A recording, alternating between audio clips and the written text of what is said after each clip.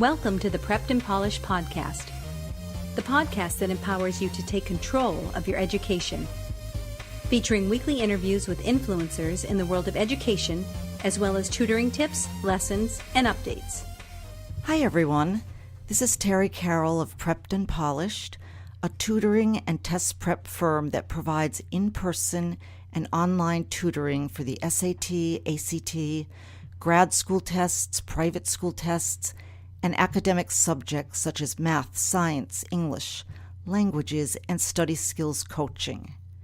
For more information, check out preppedandpolished.com, and while you're there, sign up for our monthly newsletter. Get to know the Prepped and Polished community. You can find us on Facebook at Prepped and Polished, as well as on Twitter and Instagram. Just search for Prepped and Polished. Remember, if you have any questions or comments about the episode, feel free to email us at any time, radio@preppedandpolished.com. We love hearing from you. Our tutoring tips series continues now with 2 pronoun agreement errors that you need to avoid on the ACT and beyond.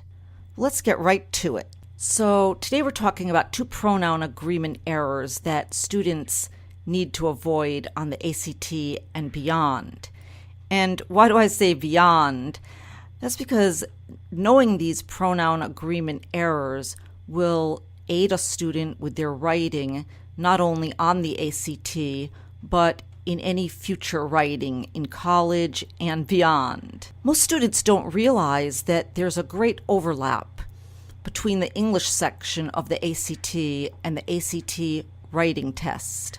The English section, of course, has to do with grammar usage, and that translates to being a good writer if you know some of the pronoun rules.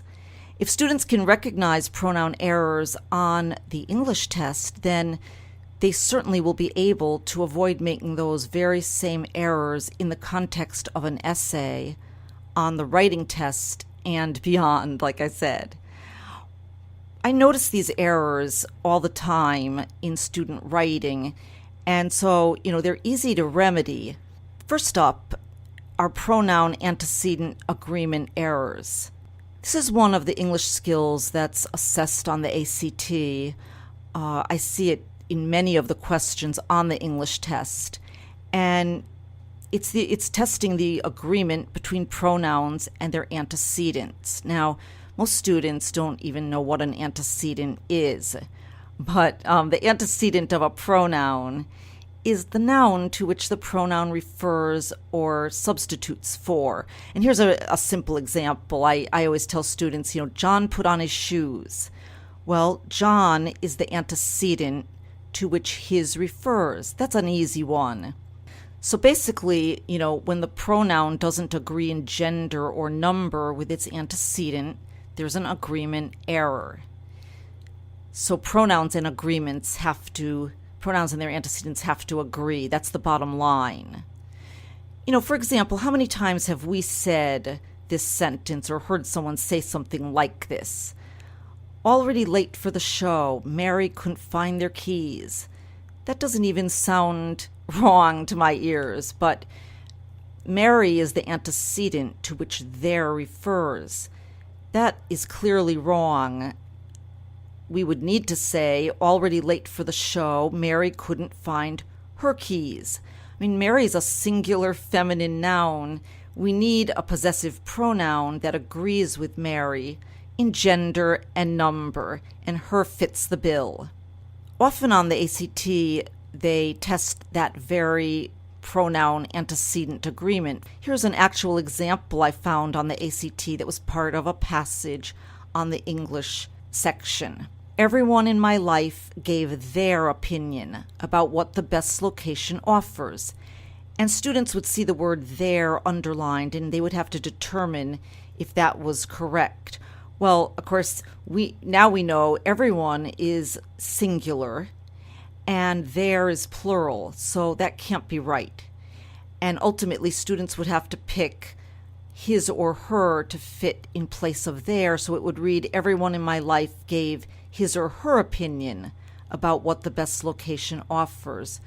So these crop up very frequently on the ACT. Another example would read, normally I avoided any opportunities that involved psychology research because it generally involved some sort of pain or deprivation for a meager stipend. Now, the word it was underlined, and that refers back to the antecedent, the noun opportunities. I avoided any opportunities. So that is plural, so its pronoun must be plural too. The answer is they. I avoided any opportunities that involved psychology research because they generally involved. So these appear, as I said, very frequently on the English section of the ACT. Now, the other type of error that I address with students is called ambiguous pronoun reference errors. That's a lot of words, but really what that means is that you don't want to have pronouns referring to multiple antecedents. You have to make the reference clear. For example, here's something I hear students say all the time.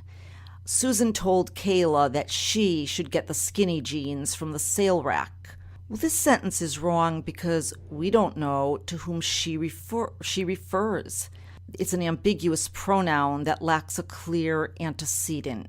Should Susan get the skinny jeans or should Kayla? So if you were saying that or writing that, you'd have to restate the original sentence so that the pertinent information would be relayed without confusion or multiple meanings. In other words, you'd want to say Susan told Kayla that Kayla should get the skinny jeans from the sale rack. Now there's no multiple meanings or confusion. Here's just another example of ambiguous pronoun reference errors. This one's actually kind of humorous. The copies of these plans were not signed by the drafters, so we are sending them back. Well, what are we sending back? Are we sending the copies back, the plans back, or the drafters? It's ambiguous. We would want to say something like, we're sending back the copies of the plans because they were not signed by the drafters. These are the kind of errors that I like to help students recognize so that not only will they get those correct on the English section of the ACT, but it will carry over to the ACT writing test and any essays they write in school or beyond that. Now, the other day I was reviewing some student ACT essays, and ironically, I came across these very pronoun agreement errors in their writing. So I realized that, these errors are very relevant to correct and will help boost a student's score on the ACT and improve their essays as well. For example, one student wrote, "A student should not be subjected to maintaining a C average to get their license." That's such a common sentence that students would write. But a student is singular. We don't want to say their license. It should be his or her license. One student wrote, "Adding a dress code will make it easier because a student does not need to worry about matching their shoes to their purse." Obviously that doesn't work. A student again, and we're talking about their shoes and their purse. So those are some pronoun antecedent errors that were made. I also found an ambiguous pronoun reference error. A student wrote, "Amy had an internship at Apple last summer. This will become her career." And I said to the student, what does this refer to? Is it Apple, the internship, something else entirely? Is it summer? Is summer going to become her career? So, it really needed to be made more clear. I really feel that knowing these two pronoun agreement errors will really help students to do their best on the ACT English test. They can avoid these errors, and armed with that knowledge, they can avoid making those same pronoun agreement errors on the ACT writing test and beyond. Well, this wraps up our show, episode 57, 2 pronoun agreement errors that you need to avoid on the ACT and beyond. Please join us for episode 58, our interview with Robin Chef Klebnick of Intern Boston. Thank you for joining us on the Prepped and Polished podcast. Now go out there and take control of your education. You've been listening to the Prepped and Polished podcast. For more information, check out preppedandpolished.com. Also, you can follow us on Facebook and Twitter. Thanks for listening. Class dismissed.